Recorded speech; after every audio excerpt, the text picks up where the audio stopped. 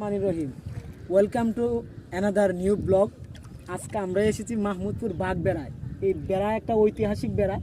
আমাদের শৈশবে এই বেড়ার মধ্যে আমরা ফুটবল এবং ক্রিকেট খেলা নিয়ে ব্যস্ত থাকতাম।